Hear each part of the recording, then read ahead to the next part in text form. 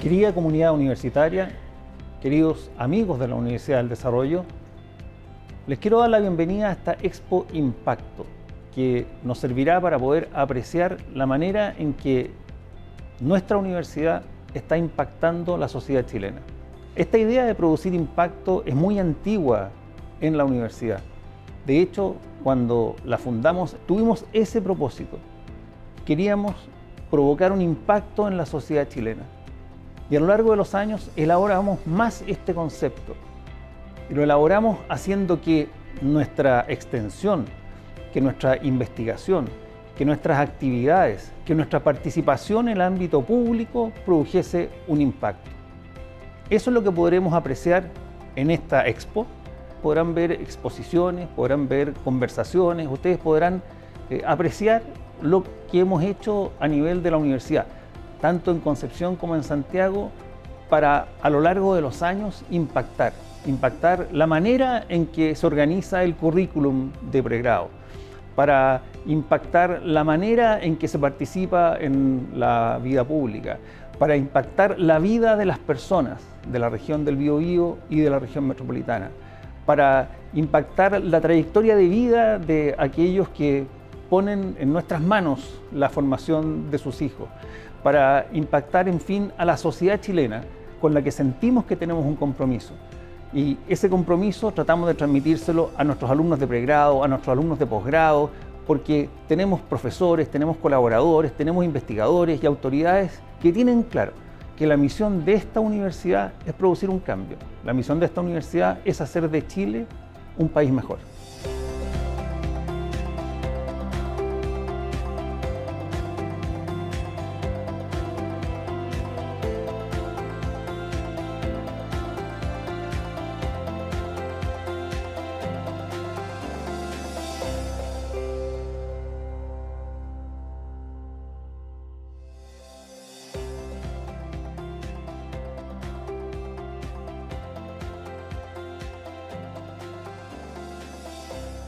Hola, buenos días.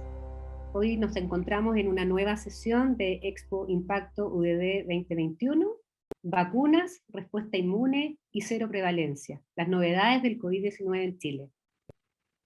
Para ninguno es novedad que la Universidad del Desarrollo ha estado muy ligado a todo lo que ha sido el COVID-19, por sus investigaciones, estudios, participación de nuestros académicos e investigadores en muchas de las actividades que han estado relacionadas. Y bueno, en estos últimos 2 años, desde el inicio de la pandemia, hemos aprendido mucho del COVID-19, pero todavía nos queda mucho por aprender. No tan solo en términos de salud y bienestar, por ejemplo, por sus efectos, sino que también en el ámbito social. Hoy día contamos con un panel que reúne a líderes investigadores de la Facultad de Medicina Clínica Alemana Universidad del Desarrollo y que están trabajando a nivel del estado del arte de diagnósticos y tratamientos asociados al COVID-19, que influyen directamente en las decisiones de las autoridades de salud de nuestro país y contribuyen también a la investigación científica global que se realiza en torno a esta pandemia. A contar de ahora, les voy a presentar al panel que nos acompaña. Primero que todo, Pablo Vial, quien actualmente se encuentra trabajando en los avances de un estudio de cero prevalencia de COVID-19. Pablo Vial es el director del Instituto de Ciencias de Innovación en Medicina de la Facultad de Medicina Clínica Alemana Universidad del Desarrollo, jefe médico del Vacunatorio Clínica Alemana, director del programa de Hantavirus, médico cirujano Universidad de Chile, especialidad en pediatría de la Pontificia Universidad Católica de Chile, y sus especialidades en infectología y biología en Maryland, Estados Unidos. Nos acompaña también Cecilia Poli, quien ha estado trabajando en el desarrollo de la inmunidad celular en pacientes COVID-19. Cecilia es médico cirujano de la Universidad de los Andes, de una especialidad en pediatría de la Universidad de Chile, directora del programa de inmunogenética e inmunología translacional ISIN de la Facultad de Medicina Clínica Alemana Universidad del Desarrollo, y doctora en inmunología de Baylor College of Medicine, Houston, Texas. Y por último, Rafael Arauz, quien se encuentra actualmente trabajando en todas las temáticas de efectividad de la vacuna contra el COVID-19. Rafael es profesor investigador del programa de Genómica Microbiana y SIM de la Facultad de Medicina Clínica Alemana Universidad del Desarrollo, médico cirujano de la Universidad de los Andes, especialista en Medicina Interna Universidad de Chile y en Enfermedades Infecciosas de la Pontificia Universidad Católica de Chile, magíster en Ciencias Médicas Harvard University. Bienvenidos a este panel, Cecilia, Pablo, Rafael, muchas gracias por estar con nosotros. Y bueno, yo les quería proponer comenzar esta sesión con una ronda en que cada uno de ustedes nos pudiera contar en unos breves minutos en qué se encuentra trabajando, en qué están hoy día, una especie de update de lo que en el quehacer de cada uno, y que nos pudieran comentar también cuál es el impacto que está generando estas actividades en la comunidad que los rodea, en la universidad y en otras que ustedes consideren relevantes de mencionar. Si quieren, comenzamos con Pablo Vial, que como les dije, se encuentra actualmente trabajando en un avance de estudios de cero prevalencia COVID-19. Pablo. Okay, muchas gracias. Bueno, voy a hacer probablemente algunos cambios en la presentación que tengo preparada, en el sentido de que veo que es mucho más una invitación a conversar que el presentar datos muy técnicos, y voy a tratar de ser lo más amigable posible en la parte científica. Bueno, los datos de una epidemia, los que ya estamos súper familiarizados, en realidad no están tan intronizados en la sociedad, pero tenemos un conteo prácticamente diario del total de personas que se han infectado, del total de notificados que han sido confirmados por este famoso PCR, los casos graves que se hospitalizan, los casos que están en ventilación mecánica y los fallecidos. Y con eso nos hacemos una idea de qué es lo que prácticamente diaria, qué es lo que está pasando.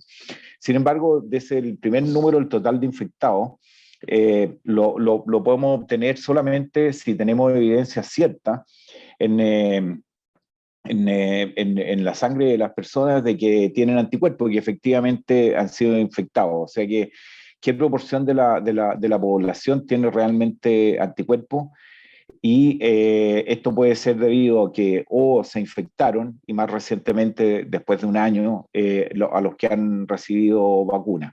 Entonces lo que hacemos es meternos un poquitito más profundamente dentro de los datos epidemiológicos y tomar una muestra a poblaciones en distintas regiones y ver cuántos tienen anticuerpos y cuántos no tienen. Y la interpretación, los que tienen fueron infectados, los que no tienen, con eso tenemos una medida mucho más exacta de qué es lo que está pasando con la diseminación del virus.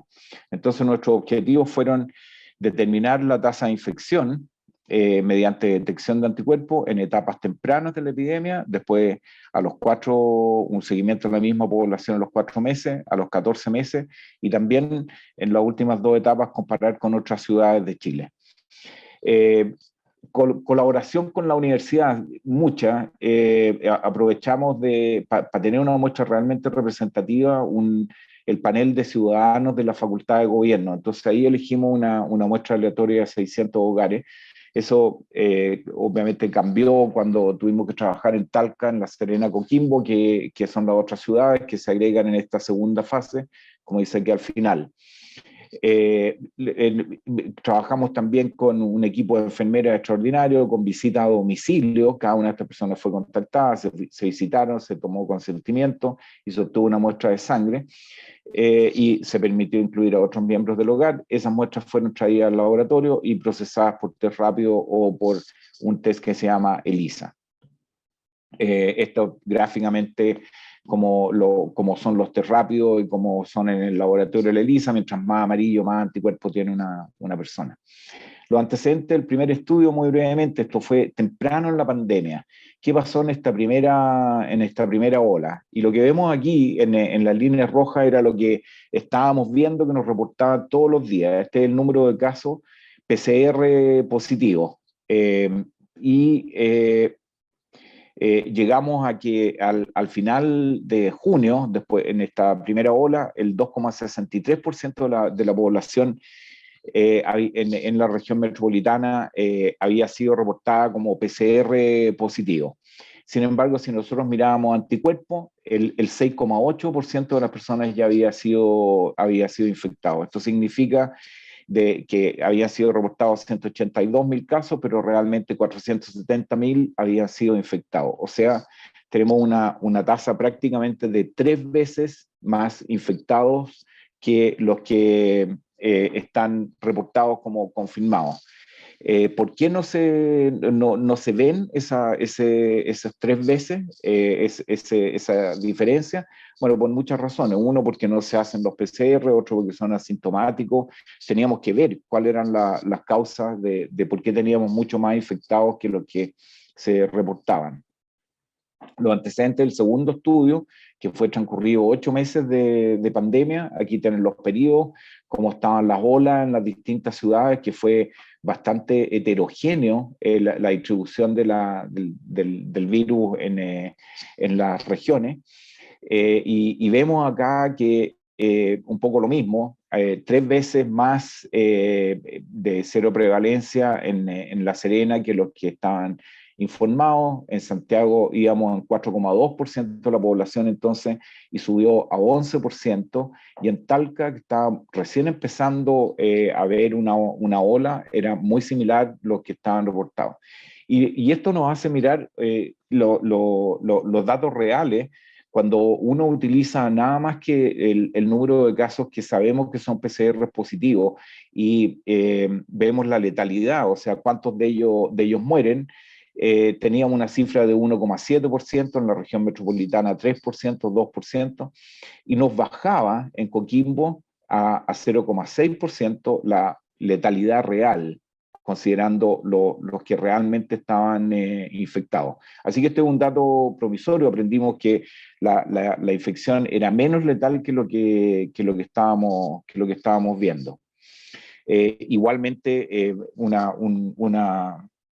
una infección con bastante letalidad, mucho más allá que otros virus respiratorios.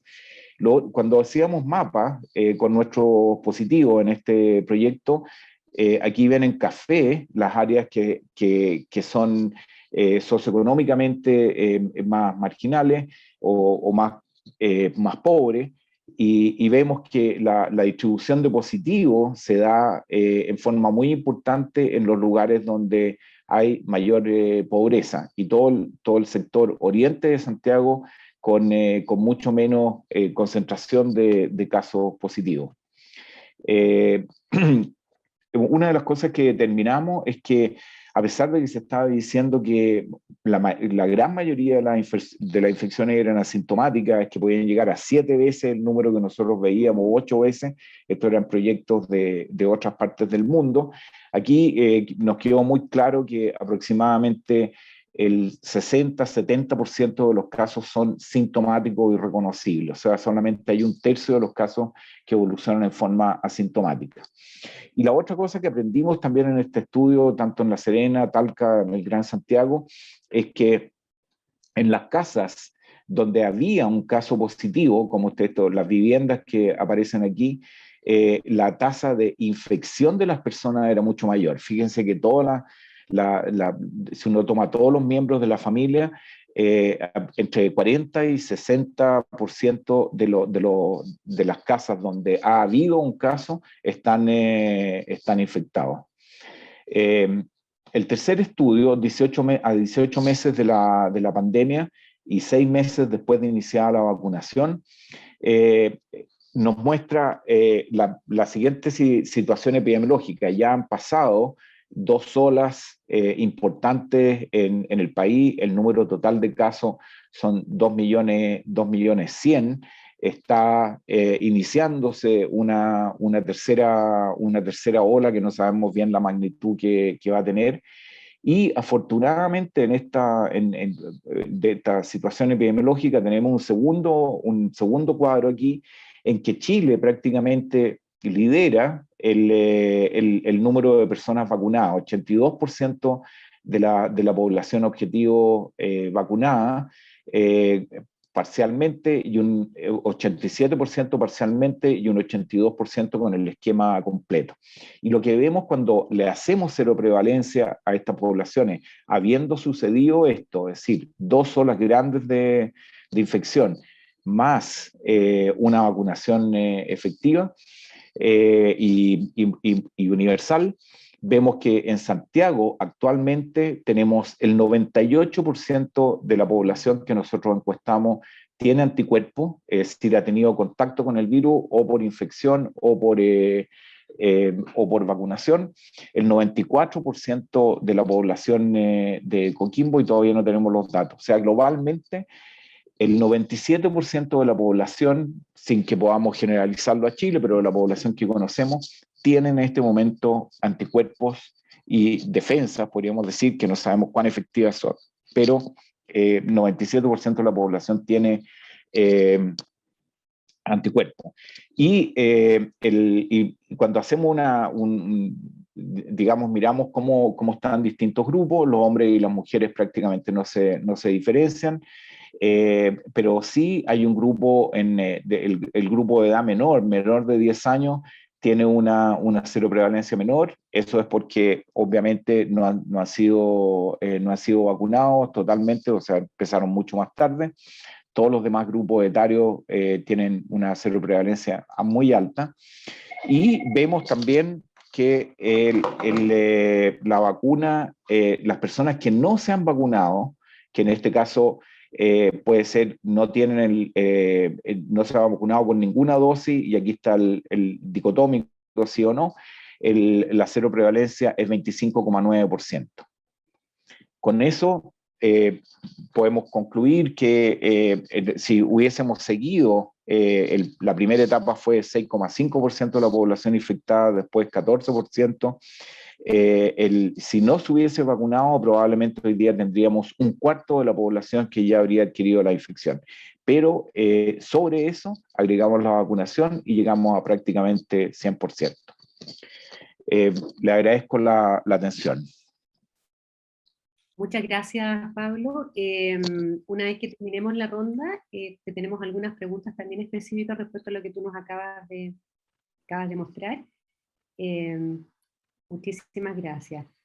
A continuación, Cecilia, si nos puedes contar acerca de inmunidad celular. Muchas Hola, gracias. hola. No puedo compartir pantalla. Ahora sí.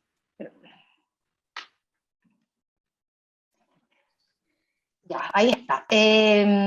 Bueno, yo quería primero dar las gracias por esta invitación y contarles un poco de qué se trata la inmunidad frente a COVID, la inmunidad celular y la inmunidad humoral, en qué se diferencian y por qué es importante la inmunidad celular y qué hemos estado haciendo un poco con la inmunidad celular con respecto a COVID en estos últimos 2 años.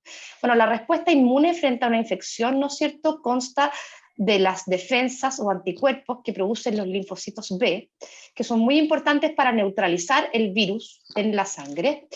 Pero hay otra parte de la respuesta inmune, que es la inmunidad celular, que depende de las células T. Hay un grupo de células T que se llaman citolíticas, que lisan a las células que están infectadas por el virus, y otra parte de las células T que son las de memoria. Estas células T de memoria son muy importantes porque en el fondo son las que recuerdan el contacto con el virus y permiten, frente a una segunda exposición al virus, como puede ser postvacuna, por ejemplo, o postinfección, montar una respuesta más robusta, deshacerse de las células que están infectadas, y de esa manera el virus que requiere de las células para poder reproducirse no se puede replicar, y eso entonces se termina la infección. Entonces, ¿qué es lo que pasa con la respuesta inmune celular? Hay una primera exposición al patógeno, los linfocitos o células T se activan y producen citoquinas y se expanden. Y al expandirse se generan estos linfocitos de memoria, ¿ya?, que tienen características diferentes que los linfocitos que son naive o no de memoria. Y frente a una segunda exposición al virus o al patógeno, estos linfocitos de memoria vuelven a expandirse y montan una respuesta mucho más robusta que es capaz de neutralizar el virus rápidamente. Y estos linfocitos T de memoria son los que la vacunación busca en general, es generar una respuesta de memoria robusta. Entonces, ¿cómo nosotros medimos la inmunidad de memoria? Bueno, la medimos en base a dos cosas. Yo les dije que estos linfocitos cuando se activan producen ciertas citoquinas. Una de estas citoquinas es el interferón gamma. Entonces nosotros expusimos células de pacientes que habían tenido contacto con el virus, ya sea por vacuna o por infección natural, a el virus o a proteínas derivadas del virus, y medimos la producción de interferón gamma mediante una técnica que se llama ELISpot, que en el fondo cada uno de estos puntitos es una célula produciendo interferón gamma, y entonces contamos los spots. Pero esta es una medida inespecífica porque nos permite saber cuántas células en este pocillo están produciendo interferón gamma, pero no nos permite saber si son de memoria, si no son de memoria, y como les dije, las de memoria son las que importan para la respuesta futura al virus. Entonces ocupamos también la citometría de flujo. ¿Qué es la citometría de flujo? Bueno, cada celulita tiene un marcador que la define en su superficie, y eso nosotros podemos teñirlo con distintos anticuerpos que nos permiten, mediante interrogar a cada célula con el citómetro de flujo, a ver qué marcadores tiene en su superficie, y de esa manera vamos a distinguir los distintos tipos de linfocitos, los naive, los de memoria, los linfocitos B, etc. Entonces podemos determinar quiénes están y qué hacen cada uno y cómo se comportan frente a la presencia del virus. Una de las cosas que medimos es esta producción de interferón gamma, que sabemos que es importante en las infecciones virales. Entonces, bueno, medimos todos estos marcadores para definir diferentes linfocitos, y aquí está el citómetro, eso es lo que usamos para medirlo. Entonces, lo que partimos viendo era la inmunidad celular en pacientes que habían tenido COVID 6 meses después, y la comparamos con la serología. Y lo que ustedes ven acá es que esto es en pacientes que tenían serología negativa, y estos en pacientes que tenían serología positiva. ¿Y qué es lo importante? Que hay pacientes que, a pesar de tener serología negativa, es decir, anticuerpos negativos contra el virus, son capaces de montar una respuesta inmune celular. Entonces, a lo mejor no son capaces de neutralizar la entrada del virus, pero sí de deshacerse rápidamente de él y prevenir la replicación.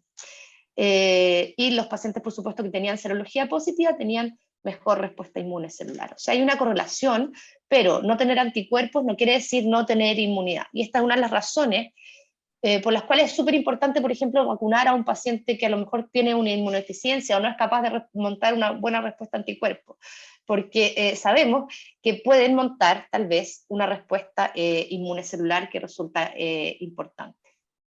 Entonces, bueno, el desarrollo de esta técnica nos permitió participar en varios estudios que están todavía en proceso. Uno de esos es para evaluar el efecto de la tercera dosis de vacuna. Entonces, aquí nosotros lo que hicimos fue evaluar qué efecto tenía la tercera dosis de vacuna Pfizer, de Sinovac o Moderna, en un grupo de adultos mayores. Esto todavía nos falta por analizar los datos, pero en el fondo vemos diferencias en los distintos grupos, y esto nos va a permitir hacer recomendaciones después de qué esquema de vacunación es mejor y para quién. Otra cosa importante, y es por qué usamos la citometría de flujo, es si vemos acá en la visita 0 de estos pacientes y en la tercera dosis, la verdad es que con el ELISpot no detectábamos gran cantidad de respuesta inmune celular en todos los pacientes. En cambio, con citometría de flujo nos dábamos cuenta que con la tercera dosis el 100% de los pacientes respondía. Entonces, resulta ser una técnica mucho más sensible y específico hacerlo por citometría de flujo, aunque más caro, por eso son técnicas complementarias. Y esto es un poco para mostrarles la importancia de la respuesta inmune celular. Entonces, estas son las células que producen interferón gamma después de la tercera dosis con distintos péptidos. Entonces podemos identificar específicamente estos TEMRA o linfocitos T de memoria que producen interferón gamma. Entonces esto, acá nosotros cuantificamos de nuevo la respuesta inmune celular por ELISpot o por citometría de flujo, y vemos que el aumento por tercera dosis era mucho más detectable con citometría de flujo y la mayoría de los pacientes aumentó. Nos queda pendiente evaluar quiénes eran estos pacientes y hacer esa correlación y qué vacuna recibieron y todo, pero pudimos detectar un claro aumento de la inmunidad celular posterior a la tercera dosis de vacunación.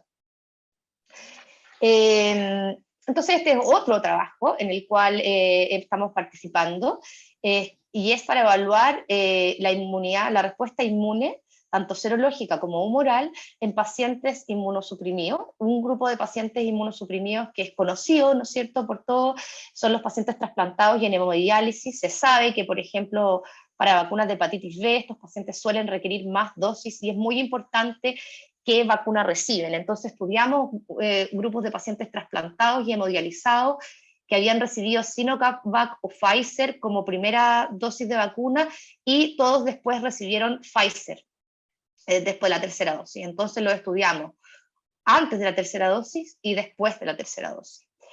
Y estudiamos anticuerpos y obtuvimos linfocitos, ¿no es cierto?, para medir de nuevo la respuesta inmune celular por citometría y por el ELISpot. Y lo que vemos, de manera resumida, es que tanto los pacientes trasplantados como los hemodializados tienen una excelente respuesta a la tercera dosis con Pfizer, siendo esta un poco menor en los pacientes trasplantados. Entonces esto es muy importante porque a lo mejor estos pacientes requieren de una cuarta dosis de vacuna o de reevaluar su inmunidad celular en 3 a 6 meses para determinar el periodo de duración de esta inmunidad y cuándo deberían requerir otra dosis de vacuna. Entonces eso es importante no solo para este grupo de pacientes inmunodeficientes, sino como para pacientes con inmunodeficiencias primarias, pacientes con VIH, pacientes con inmunosupresión por otras causas, cáncer, etc. Entonces esta es la relevancia de determinar la inmunidad en general, con la medición de anticuerpos, pero también la inmunidad celular. Por ejemplo, hay pacientes que reciben terapia inmunosupresora como es el rituximab, que disminuye absolutamente la producción de anticuerpos. Entonces, en estos pacientes en específico que reciban este tipo de terapia o terapias afines, es muy importante la inmunidad celular, porque en el fondo es la única inmunidad con la que quedarían estos pacientes que son incapaces de producir anticuerpos. Y eso es lo que yo le quería contar. Agradezco mucho este espacio. Muchas gracias, Cecilia, muy interesante. También tenemos una pregunta para ti luego del término de la ronda, y ahora continuaríamos con Rafael. Rafael, si puedes compartir con nosotros efectividad de las vacunas contra COVID-19. Adelante. ¿Están viendo mi pantalla, la presentación? Sí, se ve perfecto. Bueno, muchas gracias por la invitación y también por dejarme presentar al último, porque me puedo aprovechar y tomar un poco lo que dijo Pablo y lo que dijo la Ceci y poder linkearlo en la presentación mía. Y más que hablar de la efectividad de las vacunas, voy a ver cómo esto se inserta en lo que hemos hecho, no solo como universidad, sino también como ministerio y como país, y cómo eso tiene impacto.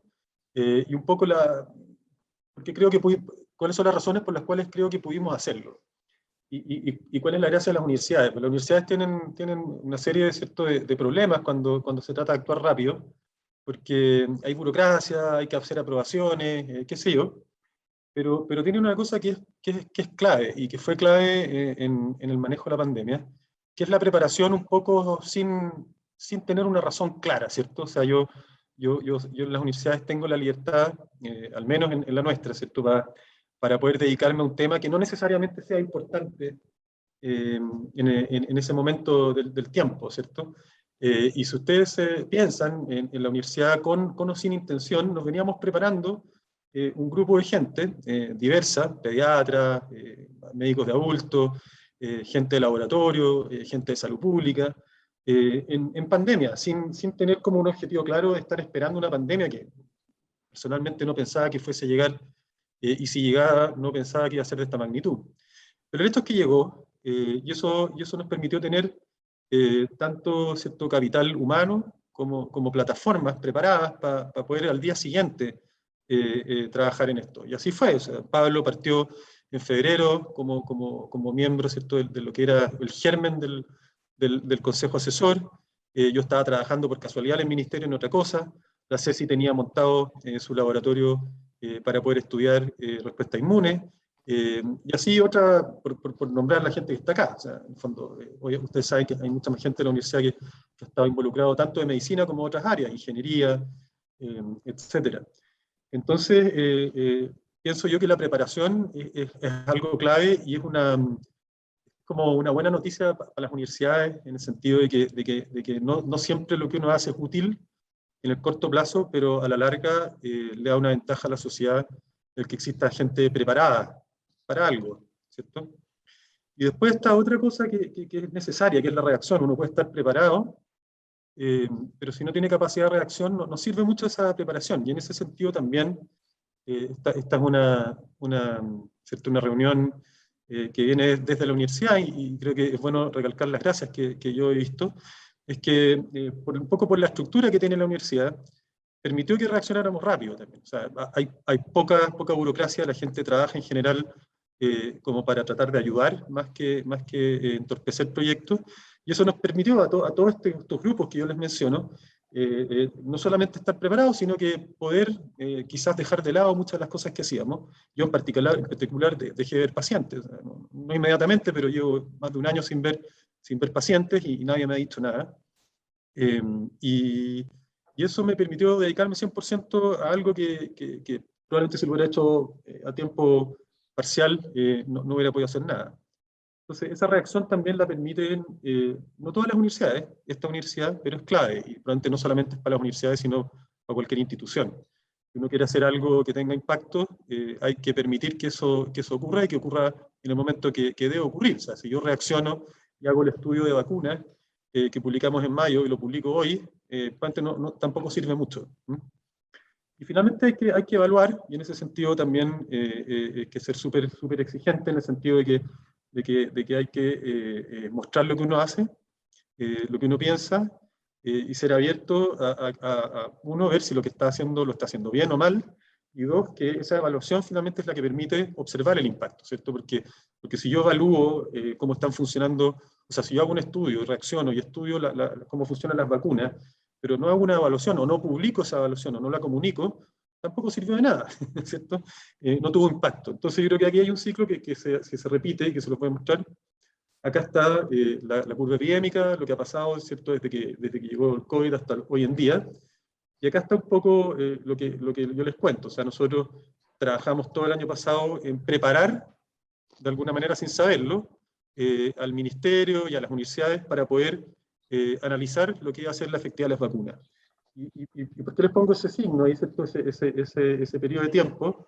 Porque el periodo de tiempo, de hecho, es más corto, me equivoqué, en que empezamos a vacunar en forma masiva y hicimos la primera evaluación. O sea, tuvimos como 3 meses en que teníamos que hacer todo, ¿ya? Y estoy hablando de bases de datos, de diseñar un estudio, que terminó siendo un estudio cohorte, con millones de personas, y hacerlo funcionar. Eso significa recolectar miles de datos, y esos datos venían ¿cierto?, de bases de datos de infección, de quién se enfermaba, ¿cierto?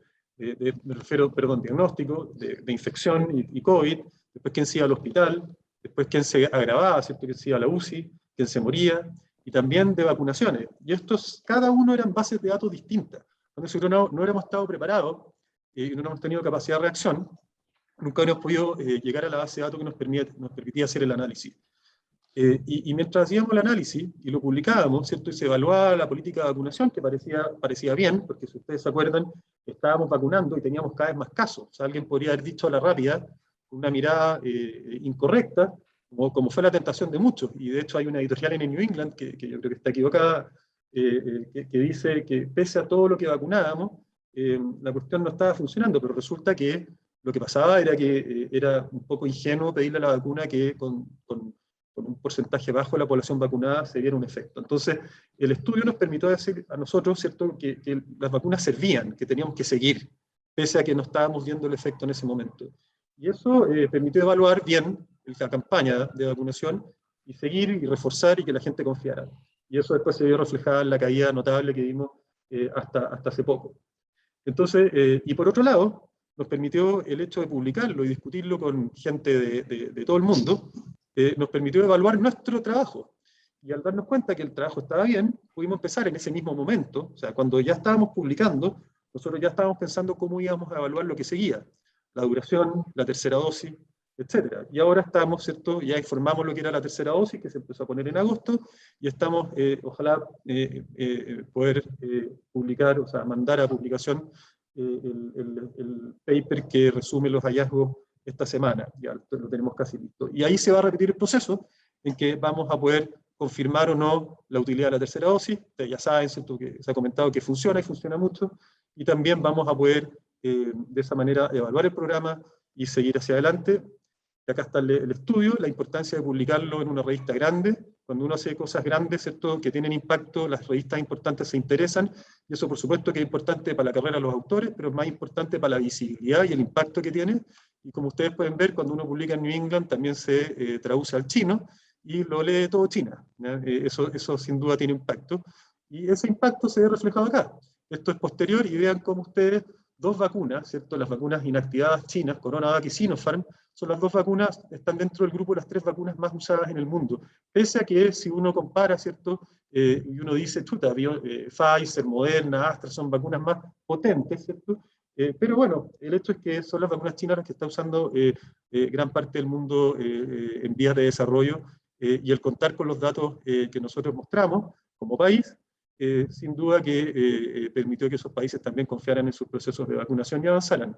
Y como muestra Pablo, tenemos cerca del 98% de la población seropositiva, y eso es una buena noticia para el país y una mala noticia para los análisis de duración, porque me genera un sesgo importante que se los voy a contar después. Entonces aquí están los estudios, no voy a detenerme en los resultados, pero lo que les quiero mostrar muy en resumen es que cuando vacunamos con tercera dosis, cualquiera sea, Astra, Pfizer o Sinovac, prácticamente nadie se va a la UCI y prácticamente nadie se muere. Dicho eso, la verdad es que, y linkeando con lo que decía la Ceci, fíjense ustedes que cuando miramos la efectividad de CoronaVac, a casi 6 meses o más de haberla recibido, es un 53% para prevenir el COVID, pero para prevenir hospitalización en UCI es un 86%, y ahí está probablemente lo que estamos observando, en que perdemos los anticuerpos neutralizantes, o sea, la gente se infecta, pero es capaz de resistir bien a la enfermedad grave, porque probablemente la inmunidad celular ejerce una protección importante, y eso es bueno decirlo. Entonces, y bueno, esto todavía no se publica, lo estamos mandando a publicar esta semana, pero ya se comunicó, por supuesto, o sea, nosotros no podemos esperar tenerlo publicado en una revista para comunicar resultados que son importantes.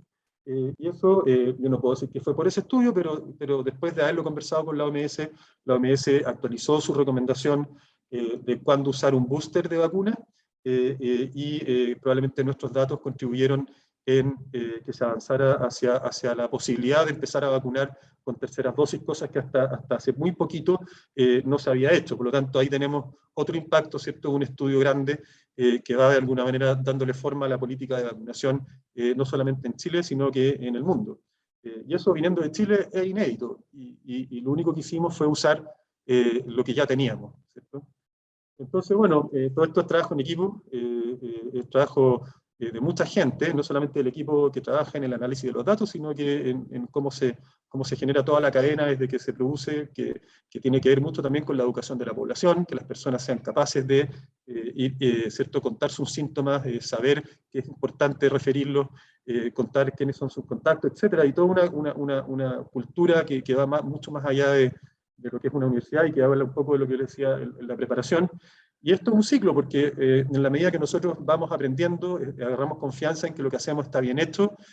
Como les digo, estamos ahora preparando la tercera dosis, pero sin contarles, porque todavía no tenemos datos, ya estamos analizando lo que está pasando con la vacunación en niños, y esa va a ser, ¿cierto?, otra comunicación que irá en diciembre, y que también va a ser probablemente, va a tener el mismo impacto.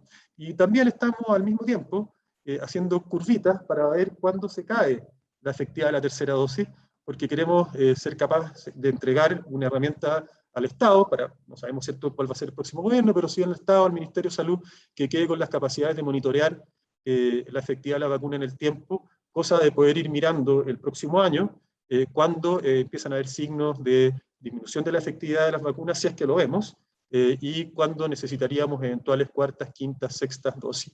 Y eso, por supuesto, que se puede aplicar no solo a COVID, sino que a influenza, a virus respiratorio sincicial, que va a tener vacuna prontito, y etcétera. Entonces, un poco se va cerrando el ciclo, y a partir de una enfermedad, un grupo de gente que estaba preparada, no solamente en la universidad, sino que a todo nivel, que fue capaz de reaccionar, que tuvo el apoyo para reaccionar, y para evaluar lo que hace, se genera como este círculo o este ciclo virtuoso que permite que el trabajo que estamos haciendo tenga impacto. Así que un poco eso.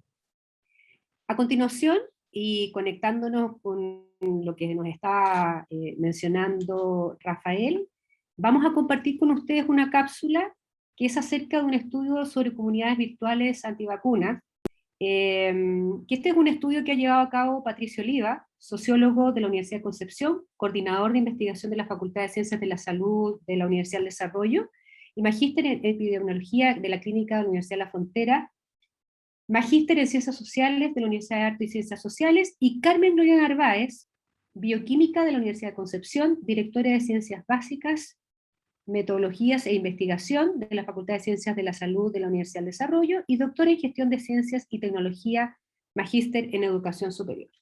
Veamos la cápsula.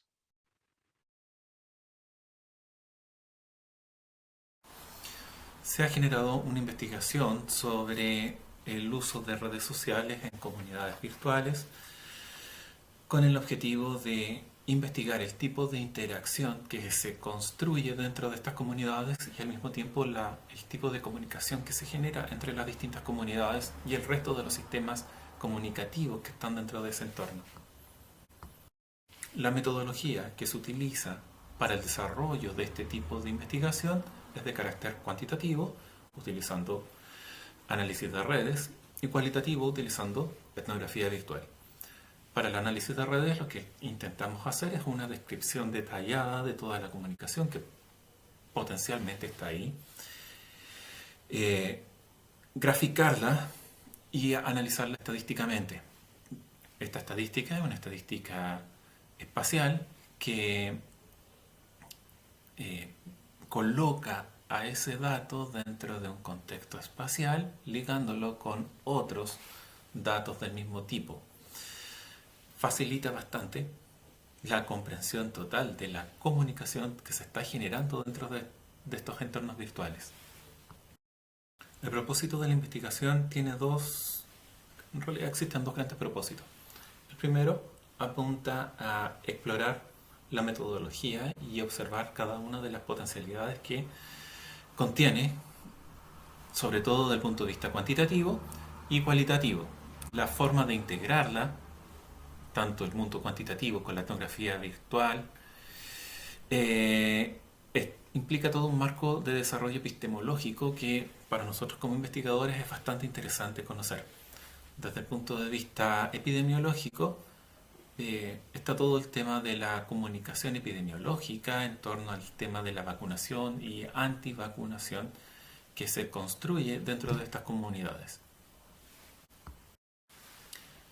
Es una investigación aún con datos preliminares, aún no concluye la etapa de investigación, pero hasta el momento hemos podido descubrir mucha interacción dentro de la comunidad virtual, de las comunidades virtuales, que ha ido mutando a lo largo del tiempo, dependiendo de la evolución de la contingencia de la epidemia y de las medidas gubernamentales que se han tomado en cada una de las regiones y de los países que están involucrados en este tipo de investigación. Cabe señalar que como es una investigación de carácter virtual, donde toda la red está involucrada, no nos limitamos por fronteras, sino que tomamos información de estas comunidades transfronterizas que existen y se articulan en un ciberespacio. Desde lo metodológico, los resultados han evidenciado del tipo de comunicación que se genera, de la capacidad de adaptarse a las circunstancias y de la simultaneidad, de la no necesidad del del tiempo y del espacio para la comunicación, algo que aparece en la literatura, se ha corroborado fehacientemente con este estudio. Desde lo epidemiológico se ha observado que las comunidades virtuales también se comunican con otro tipo de comunidades que no tienen que ver con lo epidemiológico. Tenemos nexos con conceptos vinculados a conspiraciones, al terraplanismo, a religiones New Age, etc. La interacción que se genera en la red para la construcción de este discurso antivacuna es bastante nutrido y epidemiológicamente muy interesante. Las proyecciones de este estudio radican en generar algún tipo de modelo estadístico que explique de forma descriptiva, integrada y multivariada cada uno de los componentes que están presentes dentro de la comunicación. Dado que estamos dentro de un paradigma basado en la complejidad, pretendemos que esto sea bastante sistémico, estructurado y coherente con un modelo matemático que funcione para este tipo de comunidad y para otros tipos de comunidades que generen un problema similar. Se puede concluir que la investigación ha permitido tanto corroborar aquello que ya aparecía en la literatura y además integrar información contextualizada a lo nacional e internacional vinculado a la contingencia, sobre todo ligado al tema COVID y al tema enfermedades periféricas en torno al COVID, que también se mencionan bastante dentro de este tipo de comunidad, y cómo las distintas comunidades reaccionan comunicativamente para construir un tipo de conocimiento especial que se sedimenta dentro de la red de una manera bastante rápida, interaccionando y socializando también de una forma rápida con otro tipo de sedimentaciones, generando un universo simbólico bastante complejo. A continuación, quería dirigirle algunas preguntas a ustedes, y partiendo por Pablo. Pablo, ¿cuáles son los desafíos que hoy día ustedes se han planteado en adelante luego de esta experiencia y este camino recorrido ya con 3 estudios? Tú comentabas, por ejemplo, que en este último estudio que mencionaba ahí el 7 de noviembre, ya había algunas conclusiones, ¿no es cierto?, y que tenían relación bastante con el porcentaje de población vacunada. También mencionaste el contagio intradomiciliario. Un poco, ¿cuál es el desafío hoy día? ¿De qué tipo de información ustedes van a seguir observando? ¿Qué es lo que viene adelante? ¿Qué es lo que debieran mirar en ese sentido? Yo creo que un poco uniendo las tres presentaciones, las principales dudas que hay ahora y que tenemos que resolver es cuánto dura la respuesta inmune y la calidad de esa en su protección. Entonces, bueno, estamos mirando nosotros en el caso de los anticuerpos una rama del sistema inmune, hay 2, la rama celular que habla la Ceci Poli, que pareciera ser muy importante para este virus. Pero fíjense el trabajo que ha hecho el Rafa, que es fantástico en cómo abrir nuevas ventanas para que mire la ciencia. Es decir, si tenemos una población vacunada, si nuestros estudios de seroprevalencia muestran que todos tienen anticuerpos, pero sin embargo, si uno comienza a medir qué es lo que está pasando en el terreno, con cuánta gente se está infectando, podemos tener claramente un indicio novedoso de que a pesar de que los estemos encontrando a todos positivos con anticuerpos, esos anticuerpos ya no son tan útiles, o han bajado en cantidad o han bajado en calidad protectora. Y también uno podría descubrir que hay una variante nueva que está escapando, podríamos decir, se está escondiendo de la respuesta inmune que tenemos. Entonces los desafíos yo creo que son precisamente establecer la duración, la calidad, la amplitud que tiene la respuesta inmune. Otra cosa que hemos aprendido con estos estudios, que también ha sido mencionada, es que cuando tenemos un grupo de la población que queda, podríamos decir, marginado por distintas razones de la vacunación o de las intervenciones que uno pueda hacer para el control de la infección, ese grupo puede hacer que se mantenga la circulación del virus. Entonces tenemos, por ejemplo, la identificación de los grupos no vacunados, no se están comportando igual que los grupos vacunados, en términos de la respuesta inmune que tenemos. Y el otro gran grupo del que tenemos que preocuparnos es aquellos a los que no podemos vacunar, como son los niños, porque todavía no tenemos suficientes datos de seguridad. Estoy refiriéndome a los niños menores de 6 años, que sabemos que como grupo, bueno, es un grupo importante de la población, van a jardines infantiles, van a kinder, etcétera, etcétera. Entonces son a veces un reservorio importante de la circulación de virus respiratorios y de otros virus. Entonces, otro desafío es ver qué hacemos con ese grupo que puede mantener la circulación del virus, transmitirlo a adultos, transmitirlo a personas inmunodeprimidas, transmitirlo a adultos mayores, y que no tenemos la herramienta que tenemos con la otra población. Entonces nos estimula a hacer estudios y a tratar de incorporar la vacuna a este grupo que nos puede hacer persistir la infección en la población. Muchas gracias, Pablo. Sin duda nos quedan muchos desafíos por delante.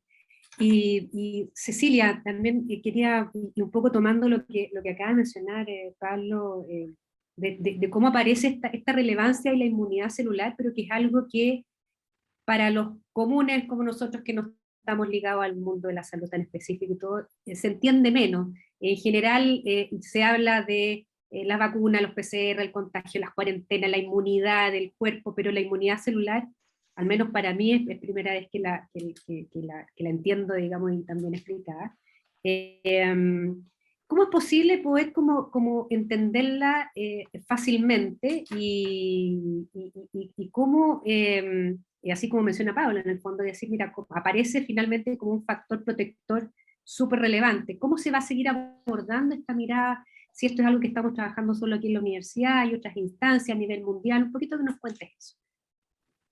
Yo creo que eso es muy importante, es algo que generalmente se usa en estudios de vacunas, pero que no había sido ampliamente aplicado como en estudios poblacionales. Y esta ha sido una muy bonita experiencia, tener la oportunidad de evaluarlo a nivel más, si bien no poblacional completo como el estudio de seroprevalencia, porque es más caro de hacer, pero en subgrupos que nos permiten inferir qué es lo que pasa con la población. Entonces, yo creo que como no entendemos la relevancia todavía de la inmunidad celular en este virus, porque falta tiempo, no sabemos cuánto dura, para eso necesitamos tiempo, es muy importante seguirla evaluando y evaluarla específicamente en estos grupos que sabemos que a lo mejor no van a responder tan bien a una vacunación o que tienen mayor probabilidad de enfermar gravemente. Ahora, ¿qué es lo que nos queda por delante? Es ver, seguir en el tiempo, qué pasa con estos individuos que tienen o no tienen tan buena inmunidad celular,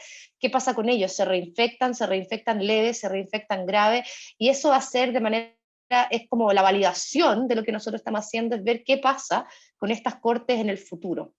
Entonces tenemos una cohorte grande de pacientes que tuvieron COVID y estuvieron hospitalizados, y entonces a ellos les hemos evaluado inmunidad tanto humoral, ¿no es cierto?, serología, como inmunidad celular, y la idea es seguirlos en el tiempo, ver qué pasa con esa inmunidad celular y un poco ver si se infectan o no, porque nos falta corroborar si esta inmunidad celular realmente resulta protectora.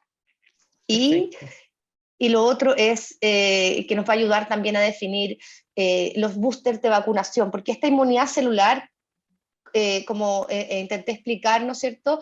Cuando tenemos contacto con el virus, se generan estos linfocitos que se expanden, frente a un segundo contacto se vuelven a expandir, y frente a un tercer contacto se vuelven a expandir. Entonces, la idea de la vacunación es generar un pool grande de estos linfocitos de memoria que sea capaz de responder. Entonces, ir determinando cómo va decayendo ese pool va a ser importante en el tiempo. Súper, muy claro, Ceci, muchas gracias. Y Rafa, con respecto a las vacunas, me voy a tomar un poco lo que mencionó Pablo ahí, que tiene que ver con esta población de los no vacunados, que nos encontramos con varios grupos, personas que tienen susto de vacunarse porque obviamente hay mucha información dando vuelta respecto de efecto vacuna a nivel mundial, a nivel país, otros que decididamente tienen posturas frente a las vacunas.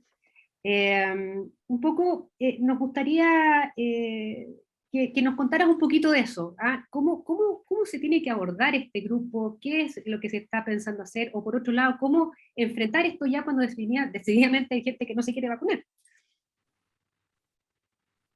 Bueno, lo primero es que, no sé, no es un área que yo maneje, probablemente tiene mucho más, tiene más, la gente que hace salud pública, no solamente enfermedad infecciosa, va a tener más herramientas, la gente de la sociología o de otras áreas, yo creo que tienen que entrar acá a entender mejor este proceso. Lo que nosotros podemos hacer y estamos trabajando es tratar de definir bien quién es el grupo que nos está vacunando. Es muy distinto tener 1 millón de personas que nos han vacunado que efectivamente tienen una posición dura antivacuna, versus gente que no ha podido acceder por fallas nuestras, porque no sé, se acaban muy rápido las vacunas en ciertas comunas, o porque no somos capaces de llegar a regiones aisladas, etcétera. Estoy especulando.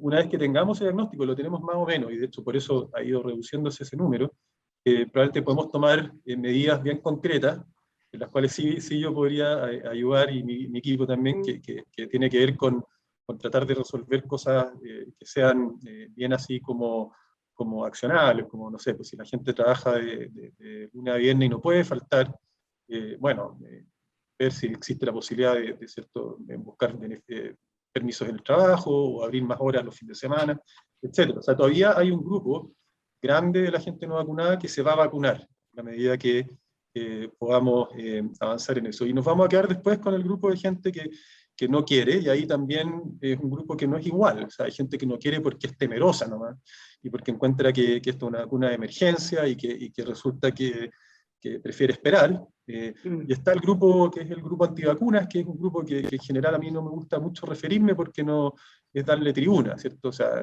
no hay mucha discusión que las vacunas sirven y que nos han permitido tener una calidad de vida gigante y que son seguras. Entonces, y ahí con ese grupo finalmente, bueno, tendremos que ver qué se hace. Van a haber alternativas.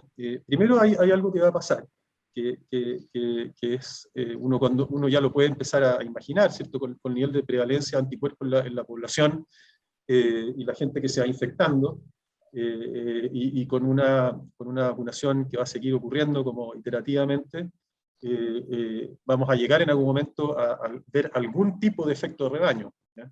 Y ese efecto de rebaño se va a reflejar en que la gente no vacunada va a tener un menor riesgo de infectarse también. O sea, la gente no vacunada se va a beneficiar del programa de vacunación de todas maneras. De manera indirecta, ¿cierto? indirecta, claro. Y por otro lado, hay una tremenda competencia a nivel de la industria para desarrollar fármacos. Entonces, claro, probablemente dentro del grupo antivacunas hay gente que tampoco va a querer tomar fármacos, porque en el fondo, ¿cierto?, es como esa la línea, pero hay mucha gente que ya sea porque no responde a la vacuna, porque no son capaces, como pacientes de los que se refería la Ceci, o gente que por algún motivo no se ha podido vacunar o no se ha podido reforzar, va a tener alternativas de tratamiento antiviral para disminuir el riesgo no tanto de infectarse, sino de irse a la UCI, hospitalizarse, irse a la UCI o morir. Y ya tenemos ciertos fármacos de distintas compañías que están prácticamente aprobados a uso de emergencia. Entonces eso va a ser una realidad no en 2 años, va a ser una realidad en marzo, abril. Entonces, yo creo que hay que ¿cuál es el resumen? O sea, yo creo que hay que enfrentar ese grupo de gente no vacunada, porque efectivamente es el grupo que más se enferma, el que está llenando, comillas, no están llenando, pero el que está accediendo más a cuidados de salud más intensivos. en estos momentos. Y necesitamos caracterizar bien para poder decir cómo enfrentar ese problema. Yo no estoy seguro que la obligatoriedad sea el camino, es complejo, pero sí yo creo que podemos reducir harto ese número con un esfuerzo aún mayor para el pobre Plan Nacional de Inmunización, porque es mucho lo que hacen, pero por ahí va lo que varía. Gracias, Rafael.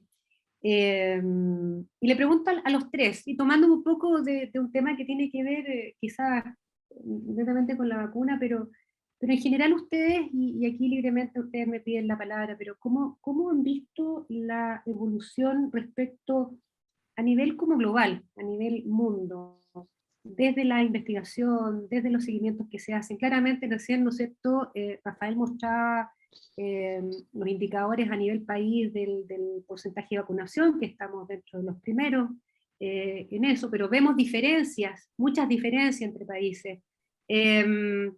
¿Cómo ustedes han visto en estos 2 años cómo ha ido evolucionando esto y cómo estas decisiones han ido impactando en los resultados?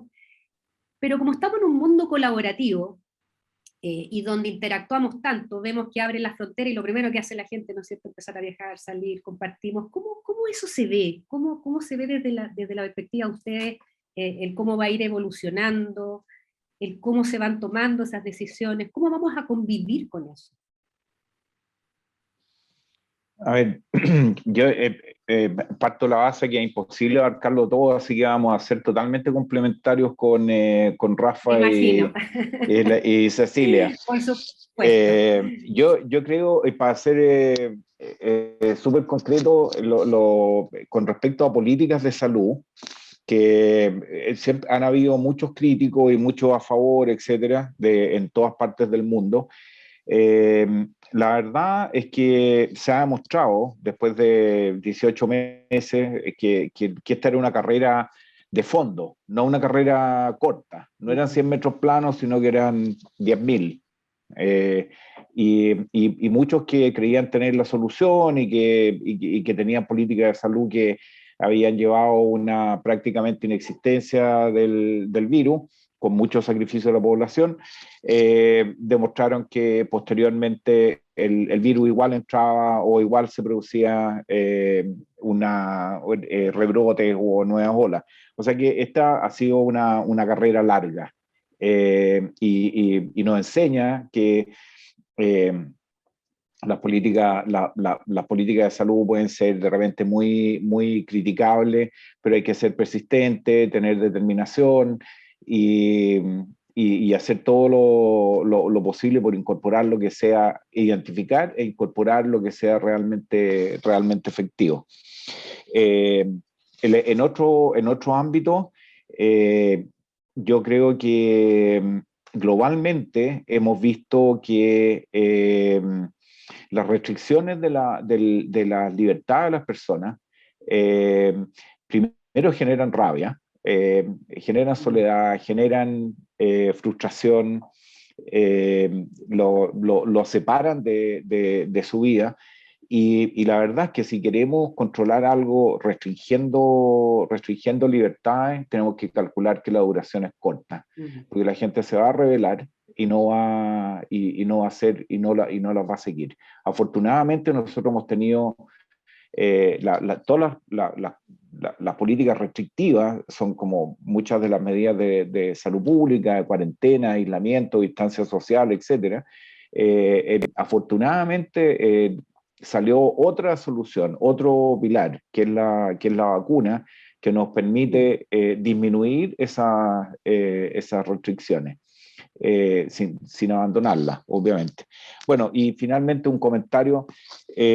El avance de la ciencia ha sido espectacular dentro de lo que hemos podido ver, o sea, tener una vacuna o 3 plataformas de vacuna distintas en un año ya probadas y que puedan ser utilizadas en humanos.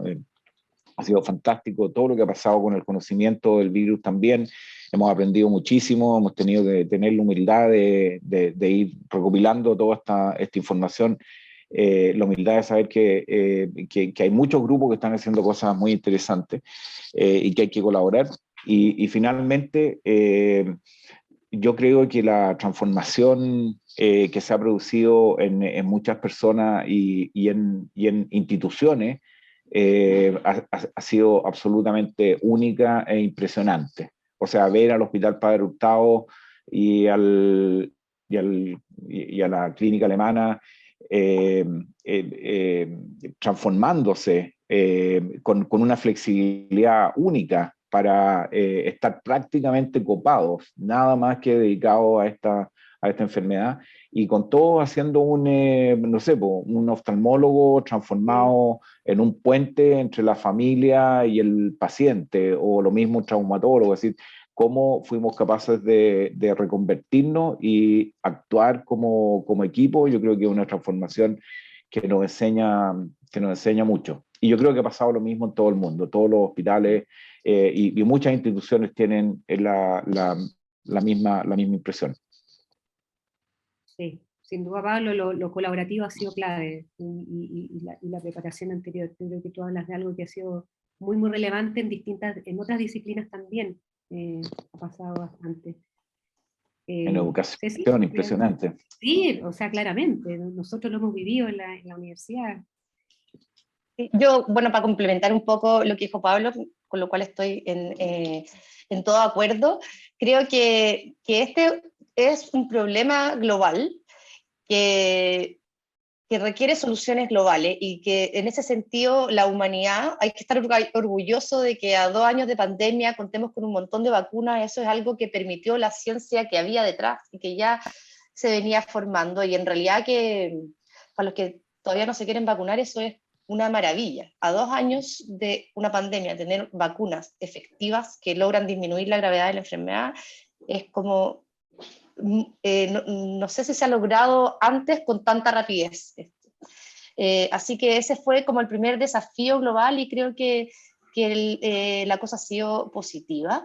Creo que el segundo desafío ahora es asegurar que haya disponibilidad de la vacuna en todo el mundo, porque como decía Pablo, hoy en día las fronteras están abiertas. Si todo el mundo no se vacuna, van a existir países y regiones donde siga habiendo posibilidad del virus de mutar, de generar nuevas variantes, producir nuevos brotes. Entonces, mientras antes logre controlarse y logre vacunarse la población mundial, antes vamos a poder mejorar la situación para todos. Lo tercero que quería decir es destacar de nuevo cómo se ha enfatizado la colaboración. Aumentó en forma exponencial el uso de la tecnología para poder colaborar, y países que nunca habían colaborado antes, grupos que no habían colaborado antes, se han unido para poder solucionar este problema mundial. Y por último, un poco un mensaje esperanzador con esto de los grupos que no se quieren vacunar. ¿No? Creo que ese miedo va a ir disminuyendo. Creo que es quizás esperable que ante una vacuna nueva hubiese cierta reticencia, aunque sabemos que hay bastante ciencia robusta detrás, pero yo espero que ese miedo vaya disminuyendo a medida que ha habido más población vacunada, que esta vacunación ha sido efectiva, con efectos adversos muy escasos o nulos. Gracias, Cecilia. Cecilia, muy... Efectivamente, yo creo que es mucha verdad lo que tú dices, la colaboración, insisto, como tú dices, países, profesionales de distintas disciplinas, instituciones públicas, privadas. No sé, Rafael, si tú nos quieres también aportar ahí con una mirada. No, la verdad es que se ha comentado ya, yo creo que gran parte de las cosas que son importantes. Yo creo que también como aprendizaje, yo creo que también ha sido claro que los grandes problemas de salud son científicos, académicos y políticos, y eso también le da una gran responsabilidad a quienes nos dirigen, ¿cierto? Tanto las personas que están en el poder como las que están en la oposición, porque la verdad es que ha sido un periodo muy complejo, y navegar en la pandemia en una situación de crisis institucional es algo que espero que no vuelva a ocurrir. Y eso es innegable. También hemos aprendido el poder que tienen los datos, la importancia de que esos datos la gente los conozca, y cómo se tiene que interactuar directamente con la población, más que con clases o con normas, tratar de que eso se refleje en indicadores y en cosas que efectivamente se vean y que se entiendan. Eso ayuda a todos. Así que no, un poco eso. Yo creo que el impacto es completo y le cae una gran responsabilidad a todas las partes involucradas. Y con respecto a cómo vamos a seguir, yo creo que todo el mundo ha entendido que es necesario avanzar con ciertas libertades y que de alguna manera hay que estar dispuesto a correr ciertos riesgos. Por supuesto que lo más controlados posible, y en ese sentido la vacunación, la responsabilidad individual, y va a permitir que podamos viajar y que los niños puedan ir al colegio y que no lleguen 2 años sin leer. Yo creo que como que ya llegamos a un punto de no retorno, al menos, por ejemplo, en lo que es la educación. Yo creo que ya estamos en otra etapa en que no se puede volver para atrás. Opinión personal, no reflejo lo que piensa necesariamente el gobierno. Oye, ya estamos en la parte final, a pocos minutitos de terminar nuestra conversación en este panel. Le agradezco anticipadamente sus presentaciones, además muy ilustrativas de todo el trabajo que se está haciendo. Y quería por último, y tomarme de algo que han dicho los tres, ¿no es cierto? Han hablado de la colaboración, de la participación de distintos actores, y sin duda la Universidad del Desarrollo fue un actor muy relevante en estos años, qué impresionante decir estos años, ya son 2. Mencionó Rafael, ¿no es cierto?, que yo recuerdo esa vez que Pablo partió en esa mesa de trabajo, y después cómo fueron distintos actores de la universidad apareciendo en distintas áreas en las cuales estaban trabajando. Me gustaría, en el fondo, que ustedes, en unas breves palabras, nos pudieran decir qué les parece a ustedes como impacto que tuvo la UDD en esta pandemia, qué es lo que vieron como mayor impacto. Algo dijo ya Rafael cuando hizo su presentación, y los aportes en el fondo que esta hizo y que está haciendo en concreto en torno al COVID. Ceci, te damos la palabra primero. Yo creo que un poco, ya lo dijo el Rafa también, ha sido clave la flexibilidad de la universidad para poder hacer cosas, como que yo agradezco enormemente la posibilidad, el espacio y la oportunidad de haber podido hacer todo lo que queríamos hacer y podíamos hacer y teníamos capacidad de hacer, y eso ha sido clave en generar impacto. También ha sido clave las colaboraciones que ya teníamos entre nosotros, que en el fondo no eran investigadores solos tratando de resolver un problema, sino que en conjunto pudimos resolver un problema. Así que eso creo que ha ayudado a haber tenido el impacto que hemos tenido, y veo súper bien posicionado a este grupo para seguir teniendo impacto y seguir haciendo cosas nuevas. Gracias, Ceci. ¿O algunas palabras finales, libremente? Yo creo que fue lo que dice Cecilia ha sido sumamente importante. Yo creo que darnos cuenta que teníamos hartas capacidades, tanto en términos individuales de personas como también capacidades de colaborar, de encontrarnos. Para mí una cosa, bueno, eso de repente nosotros lo conocemos y estamos un poco enclaustrados o ensimismados en que lo tenemos y bueno, disfrutamos de eso, pero no generamos puentes. Y yo creo que un aprendizaje grande que ha tenido la universidad y nuestro centro ha sido generar puentes con la sociedad en general. Generar puentes con los que están haciendo políticas públicas y generar puentes también con las necesidades que tienen un montón de instituciones, entre ellos la empresa. Yo creo que la ciencia se ha validado como un actor importante dentro de la vida pública y como resolvedor de problemas específicos que pueden tener distintas instituciones o personas. Y eso ha sido muy rico comprobarlo, y obviamente que lo tenemos que hacer crecer, de esta generación de puentes con la sociedad, que, que nos va a abrir montones de caminos nuevos, ¿m? Y llegar Interesante lo que a tú dices, otra, Pablo. a Es muy otra frontera. interesante lo que estás planteando, porque habla de un puente no tan solo mirado desde lo público, sino que también cómo abrir otros espacios del mundo de las empresas también, que obviamente, imagínate que son espacios donde hay muchos trabajadores, ¿sabes?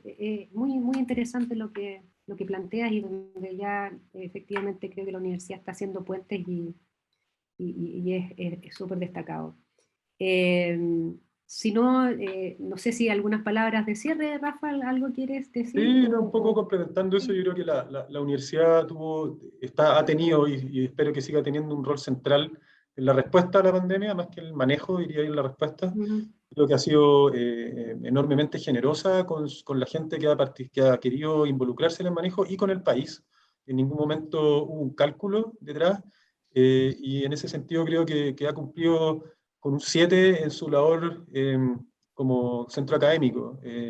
Y también yo creo que es un tremendo ejemplo de cómo el mundo privado puede tener impacto a nivel del país, y no solo del país, sino de la región y del mundo, lo cual sin duda que justifica todo el trabajo que se ha hecho todo este tiempo. Así que yo creo que hay muchas cualidades que yo podría comentar, que muchas las descubrí de la universidad durante este periodo, pero en general la generosidad y la libertad para poder hacer las cosas, emprender distintas iniciativas que por supuesto que tenían mucho riesgo, eh, eh, creo que ha sido parte importante de lo que yo he visto, al menos, en todo ámbito, o sea, no solamente en lo médico y en lo que ha hecho la clínica alemana, que también ha sido gigante, sino que también el poner la universidad al servicio de las necesidades del país, no como un eslogan ni como algo, un cliché, sino que con algo real. Ha sido algo que yo al menos lo encuentro bastante único, y que nos iguala a grandes universidades públicas o privadas del país, donde yo no noto ni una diferencia en cuál ha sido el aporte. Muchas gracias, Rafael. Bueno, estamos llegando al término de esta sesión. Sin duda, yo creo que los que nos están viendo y escuchan y yo podríamos hacerles a ustedes 1000 preguntas, pero sabemos que el espacio es acotado. Darle las gracias, y me voy a permitir un espacio personal, que es también felicitarlos, agradecerles y manifestarles una profunda admiración al trabajo que ustedes han realizado.